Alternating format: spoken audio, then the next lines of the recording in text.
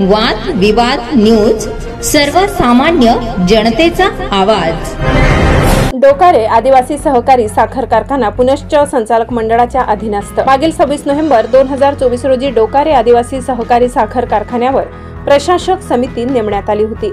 मात्र सहकार आयुक्त यांनी 13 फेब्रुवारी रोजी माननीय मंत्री महोदय सहकार यांच्याकडील सहकार पणन व वस्त्रोद्योग विभाग मंत्रालय मुंबई 32 यांच्याकडील जा क्रमांक RVA 2024 प्र क्रमांक 724/15 दिनांक 5/2/2025 नुसार या कार्यालयास कळाल्यावर माननीय साखर संचालक यांच्याकडील दिनांक 26/11/2024 चे संचालक मंडळ निष्प्रभावित करून प्रशासकीय समिती नियुक्त करण्याच्या आदेशास स्थगिती देण्यात आले असल्यामुळे प्रशासकीय समिती सदस्य यांनी आज दिनांक 13 फेब्रुवारी 2025 रोजी कारखानास्थळी उपस्थित राहून कारखान्याचा संपूर्ण पदभार कारखान्याचे चेअरमन भरत माणिकराव गावित व संचालक मंडळ यांच्याकडे सुपूर्द केले। यावेळी कारखान्याचे चेअरमन भरत माणिकराव गावित यांनी कारखाना साइटवरील आई देवमोगरा माता मंदिरात जाऊन विधिवत पूजन करून दर्शन घेतले व फटाक्याची आतिषबाजी करत आनंद व्यक्त केला।